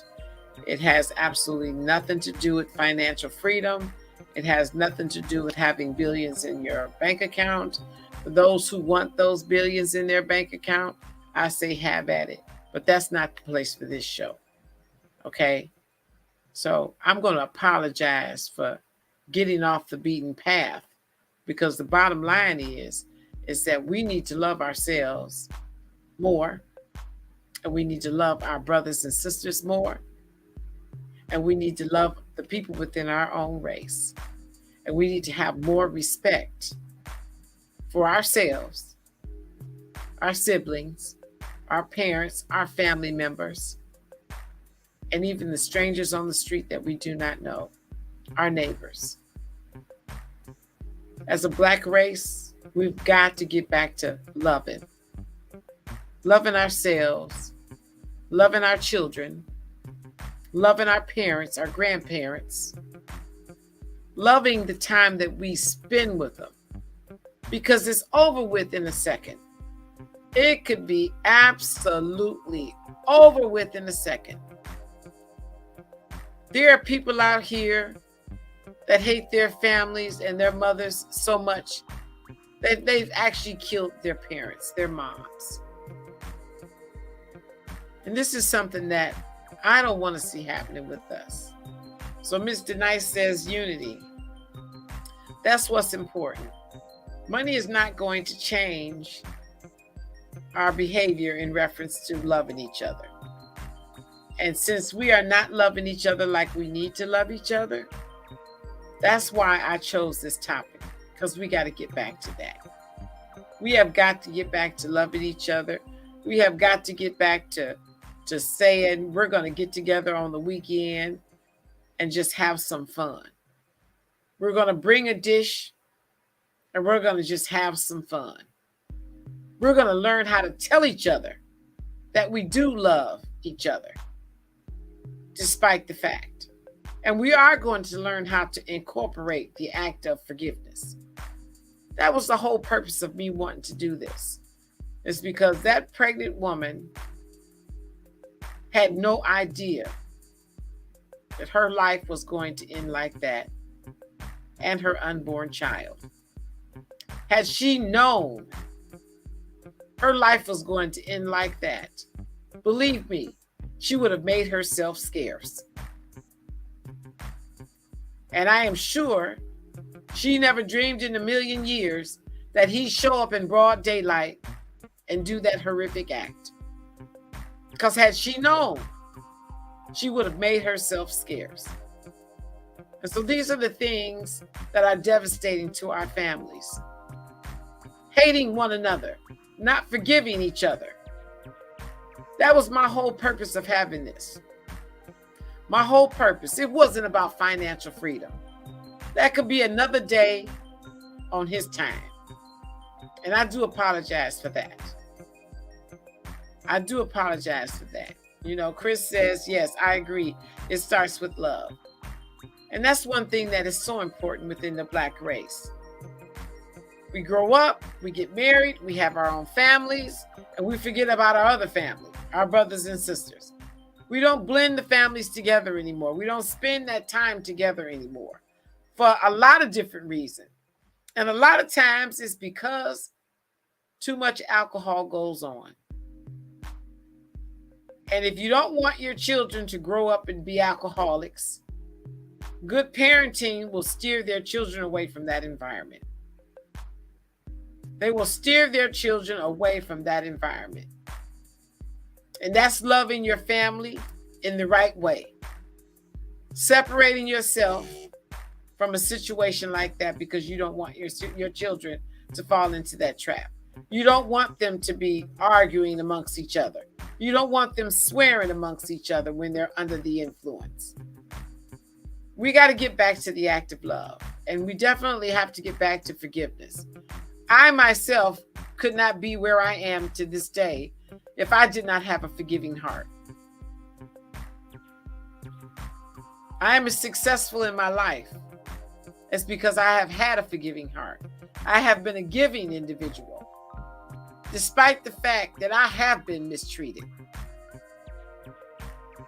But I love myself enough to still want to give love to the ones that have not given me love. And respect is giving love. You don't have to embrace them, but you have to respect. And until we as a Black race get into a space in our lives where we're going to learn how to respect someone else, someone's space, someone's life, someone's the way they choose to live, or what church they choose to go to, or what church they don't choose to go to, we are going to always have a lack of love because we don't have the respect we need to have for one another. And we need to be able to speak where someone is willing to hear and listen and act. And that's an important thing that the Black race has fallen short on. That enabled him to kill his sister with her unborn baby, which would have been his niece or his nephew. Who does not look forward to a brand new baby? But he had some real malice in his heart. And that didn't just come overnight. And that's why I want to say to my people that we have to learn how to forgive and we have to move forward. Because when we learn how to forgive and move forward, we can be very successful financially. I've said before, we can come together as a family and build a corporation. We don't have to hire nobody. Our family is big enough to run the place. The Black race. But we can't get past forgiving. We can't get past being respectful. We always think someone owes you something that you're not willing to give. And that's an unfortunate piece about the Black race as well. We want to be as disrespectful as we can. And when someone is disrespectful to us, then that causes a problem. That causes a major problem. And we need to learn how to put things in their proper places as a Black race. We need to learn to put things in their proper place because we're falling short. We are falling short. And that is one thing that I want to see us pull ourselves out of that space. That is the whole purpose why I chose, brothers and sisters, let's fall in love again. Fall in love with ourselves, fall in love with our siblings, our parents, our neighbors. We got to learn to be better to one another. Because I don't care how much schooling we do, if we have malice in our heart for one another, we will never reach financial freedom. Never. Because we're too busy trying to be very disrespectful, very hateful, very discouraging. We want to overpower. We want to make people be in the space that we're in. And we have to also learn that whatever space a person chooses, we have to respect that. And that's part of what the Black race is struggling with as well. We're struggling with that too. It's unfortunate that everybody don't want to be saved. And I'm going to tell you, I've had an experience years ago where someone was drowning. And they were saying to this kid, take my hand. Another teenager was saying, take my hand. And the person refused to take their hand. Refused. Now, I don't know why, but they refused. And that just goes to show you that if a person is not there, you're not going to make them be there, no matter how much they've been backed in a corner. You can back people in a corner, but you cannot change that mindset. And we got to accept that. And we have to respect that. And we need to move on to the one that wants to come out of that space. Willingly, not forcefully. And that's why I made the comment a little bit earlier in the show in reference to me. I have to get very uncomfortable before I start making changes. Very uncomfortable. And I'm there now. I am very uncomfortable in the space I'm in now with that client that I've been taking care of. And we can call it whatever we need to call it. But I'm in the space. I got to get out. I got to get out. And I'm going to get out. I'm going to be making a lot of changes in my life now because I need to get out. It is detrimental. And it's interestingly enough, sometimes you have to be thrown out of the nest to know what needs to happen next. And I am being thrown out of my comfort zone, which is the higher power saying to me, it's time to do something different. And I'll be damned if I don't do something different. And I don't need anybody in the space to believe it, understand it. But me as an individual, I'm getting tossed out the nest. And it's time to find another comfort zone. And I will do just that. I will do just that. That is the way I have become very successful in my life. I have to be put in a space where I am no longer comfortable. And if there's anybody in the world that knows Marietta, knows that when she has to be taken out of her comfort zone, she's getting ready to go up the ladder. She is getting ready to go up the ladder. I have never gotten out of my comfort zone and went to the bottom of the pit. I have continued to climb the ladder. I have never been gone in my life where I have gone down to the bottom of the pit. When I get thrown out of my comfort zone, I start climbing the ladder. That's where I am now in my life. Okay. So we got to get that as the Black race. Get in your comfort zone and respect the people around you. Please, people, I want us to say to whoever you have malice with, if it's your sibling, your cousin, whoever it is, forgive them, apologize, and let's move forward as a group, as a family, as a Black race. Okay? I want us to come together tonight. So whoever you're struggling with, make it right. I don't want one more Black life to be lost because of malice. Please, please, I am asking you to please forgive the person that you feel like has wronged you, because you will recover if you really want to recover.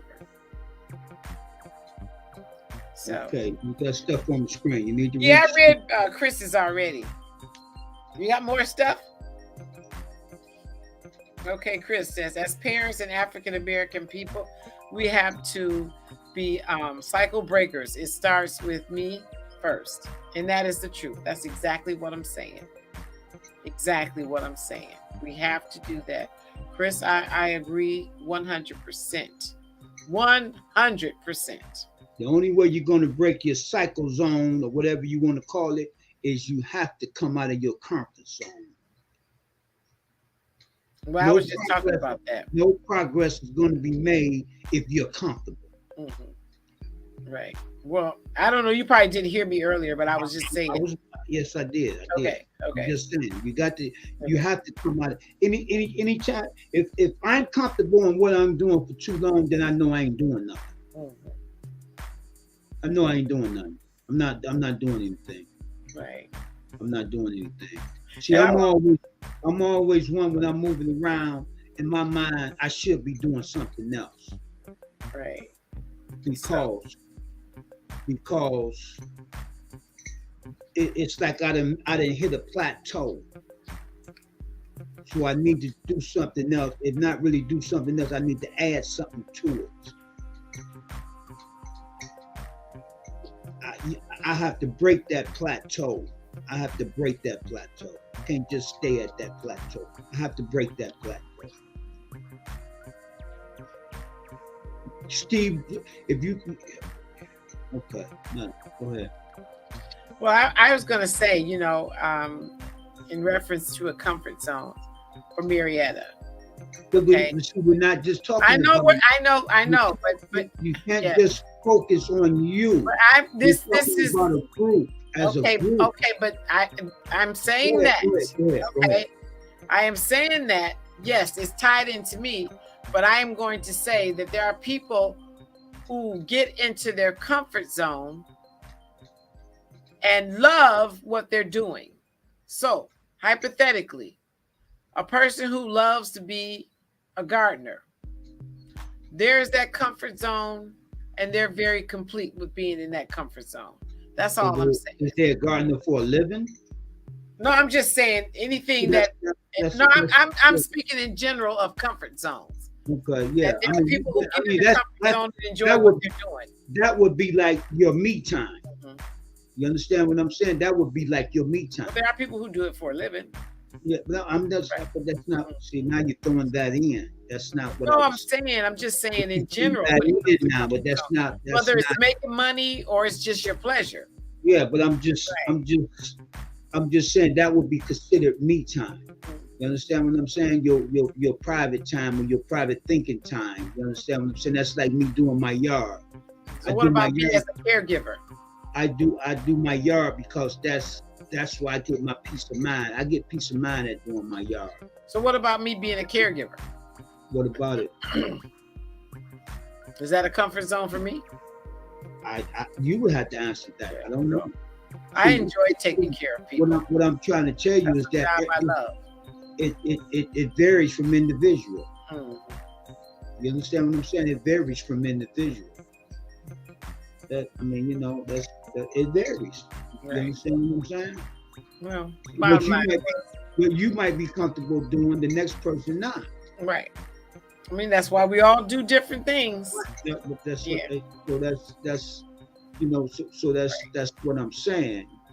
So you have to you have to think more global. You understand what I'm saying? I can see you hitting on a few points about yourself. You understand what I'm saying? But you have to make it. You have to take your few points you're talking about yourself and make it global. You understand what I'm saying? Because if you don't make it global, then the other people don't get it. You get it because you're talking about you. You understand what I'm saying? So you have to make it. You have to make it more global. You have to make it more global. You just got to make it more global. That's all. Just make it more global. You understand what I'm saying? You got to hit on this point, hit on that point, hit on this point. The points that's not, may not even be your points. That's why I try to hit on points that don't be my points, but they somebody's points. You see what I'm saying? When you put it out there, you give them more other points, then you get more conversation from the audience. You give them other points and let them chime in on their points that might go along. I mean, that might, what's the word I'm looking for? That I'm gonna just say line up with your points. That'll line up with your points. Well, I'm hoping tonight, excuse me, I'm hoping tonight that there are some people in my audience that definitely connect to what I've said in reference to relationships and the love that we need to put. Plenty of them. I'm yeah. sure it's plenty and that's of them. that's what I'm trying to do here. Yeah, I'm sure plenty of them. Yes, that's what I'm trying to do. Yeah, no, I'm sure it's plenty. Because it's such an important thing. Yeah, I'm sure it's plenty of them. Such an important thing here. Yeah, I'm sure it's plenty of them. So that's what my show was all about. Is trying to reconnect the Black family and give them some thoughts on how to reconnect with their individual families. The main thing is what I always say. What I come on here for. I only come on here to make you think. I only come on here to make you think. I don't come on here to be your friend. I don't come on here to not offend you or to offend you. You understand what I'm saying? I come on here just to make you think. Just to make you think. Because if you think, it's going to change your mindset, because you're going to start thinking. You can't change your mindset without thinking. So you hit them here, you hit them there, then you hit them in the middle to make them think. That's what this is all about, is to make our people think. Because if they don't start thinking, ain't nothing going to ever change.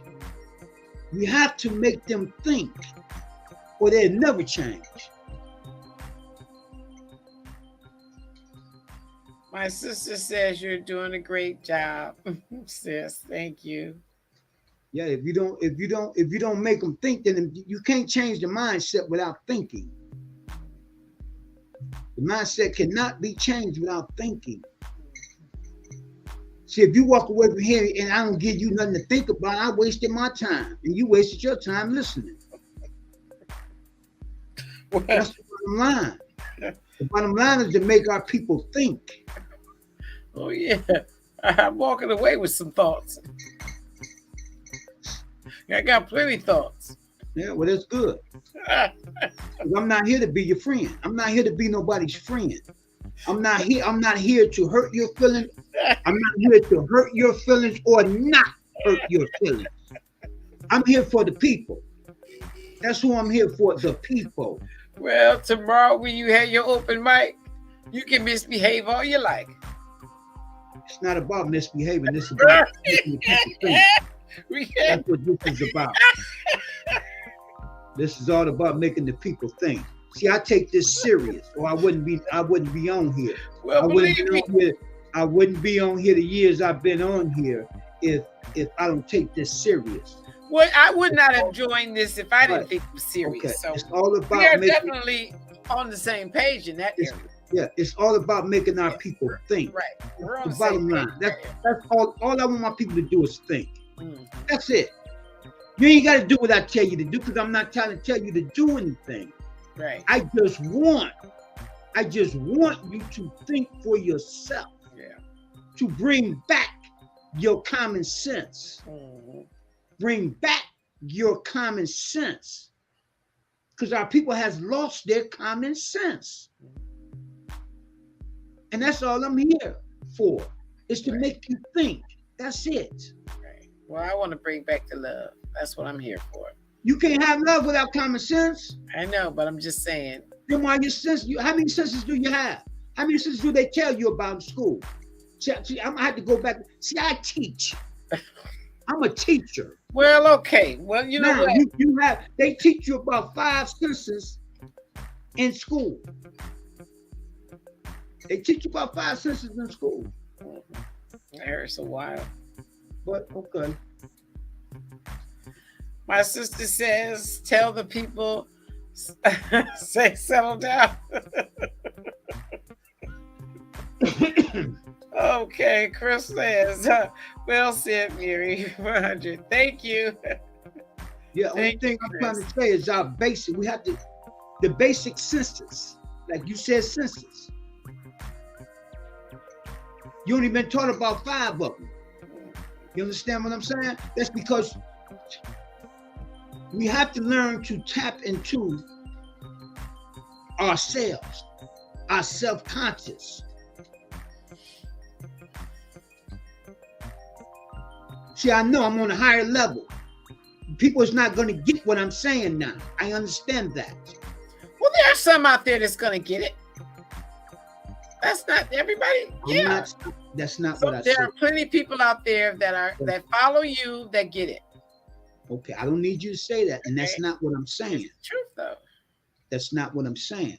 Only thing I'm saying is that we have to get to a higher level of understanding. That's what we have lost. You're not gonna get love without understanding. Our people's not gonna love each other just because we had a sitcom, because we on here. We have to tap into here. This is where it comes from. It comes from here. So we have to get inside here. We have to make our people start thinking first. Once you start thinking, then you opened up. You open up then. That's all I'm saying. This is what we have to get. A higher level. Your lower self and your higher self. What you're seeing is in the street is the lower self. That's the lower self. And then we get there and don't know how we got there. And I'm telling you from experience. I ain't telling you nothing I heard or nothing I read or nothing I seen on TV. You have to learn how to tap back into your higher self. Your higher self is up here. Then the love can flow. Your lower self, you have love for nothing. That's your lower self. All I want to do is make my people think. But you can't make the people think without educating them. So they can understand why they at the spot they at. We have to teach them that. Your lower self and your higher self. The 5 senses you was taught in school. And if I ask people what's the 5 senses, people couldn't tell you.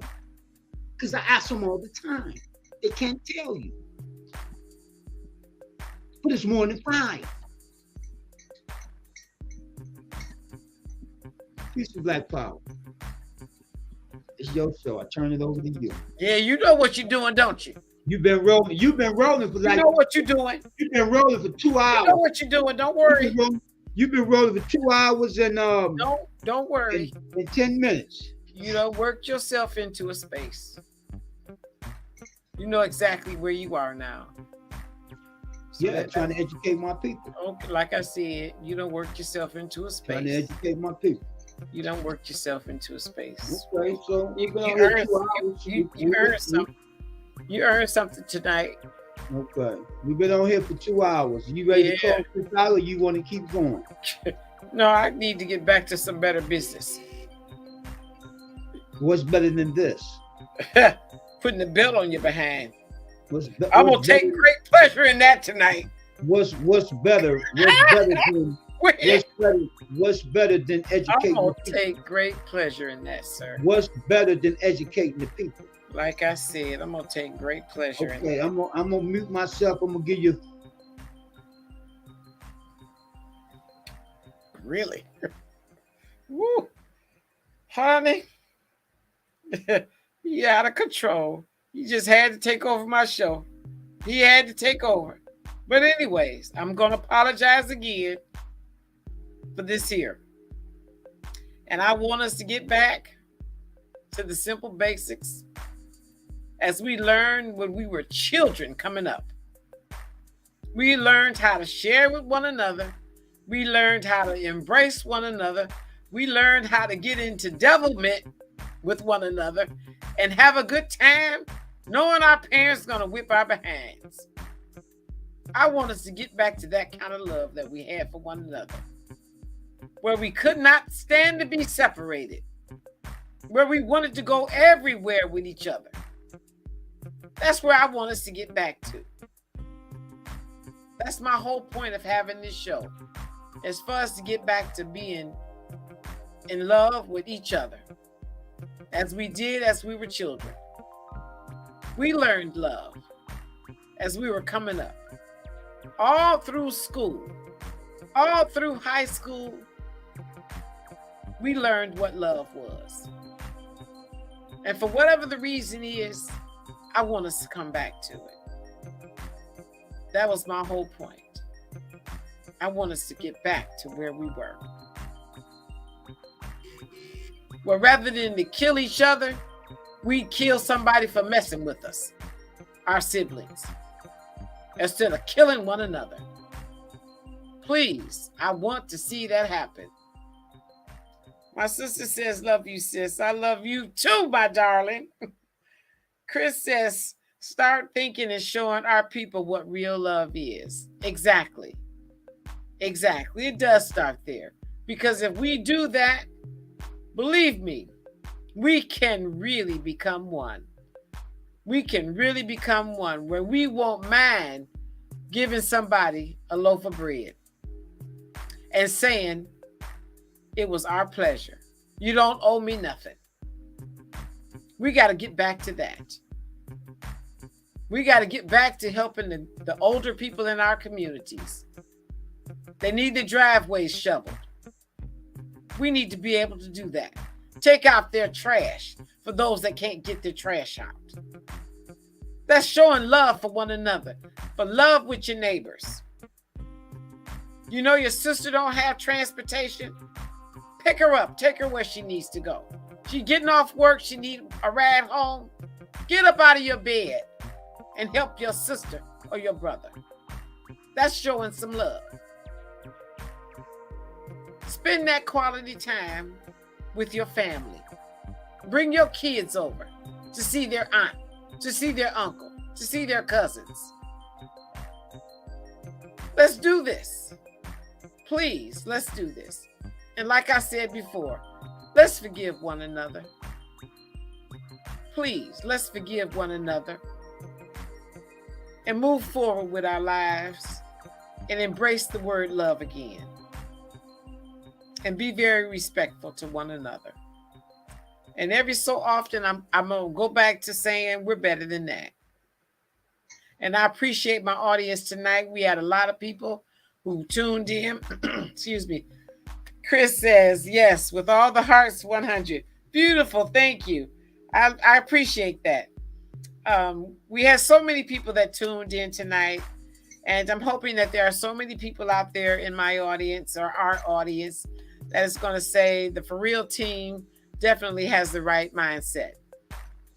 And they want to see us come together and be successful financially and on the love end.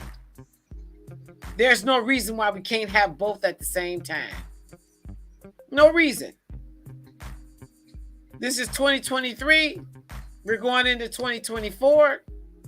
We got to move with the times. There's no doubt about it. No doubt about it. But we got to love one another during the process. Because if we love one another, we're going to bring our Black folks along. We're going to lift them up, not tear them down. We're going to give them something that they can take and decipher through it and figure out where they want to be with it and act upon it. And they may act upon it in the sense of wanting to join the For Real team. That's what we're trying to do here. That's what we want to see happen. So thank you, everybody who tuned in tonight and all of your comments, Mr. Nice, Ron. Mike was in the house. Didn't he say hello? I thought he said hello. Yeah, yes, yeah. He did say hello. And let's see, Ron, Mike, my sister, Mr. Nice, Chris. Yeah, thank you.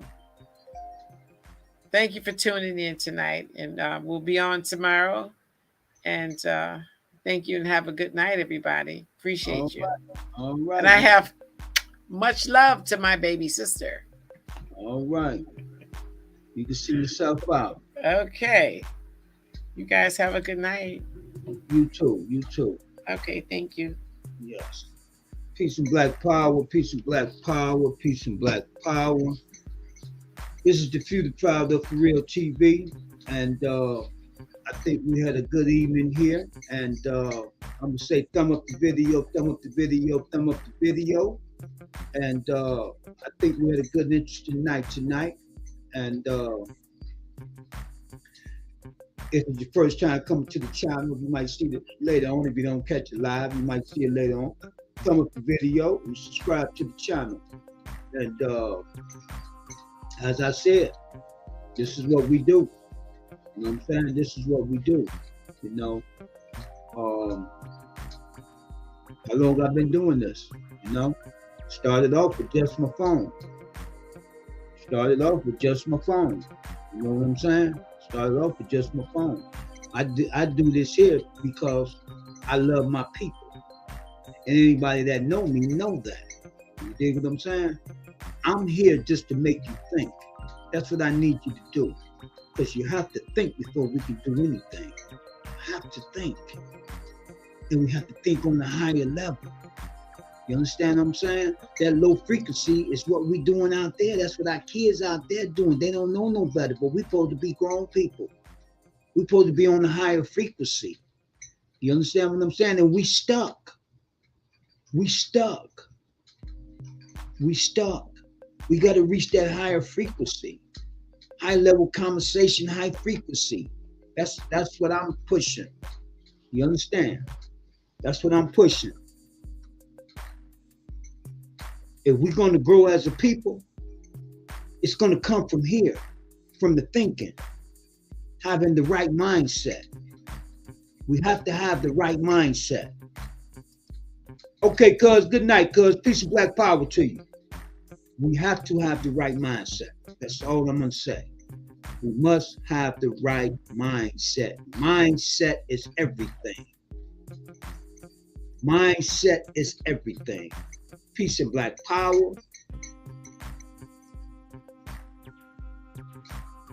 And have a good, successful day tomorrow.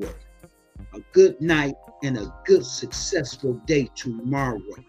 And tomorrow when you get up, don't say good morning. Say grand rising. Say grand rising, not good morning. That's morning. What you mourning on? You mourning for what? What are you mourning?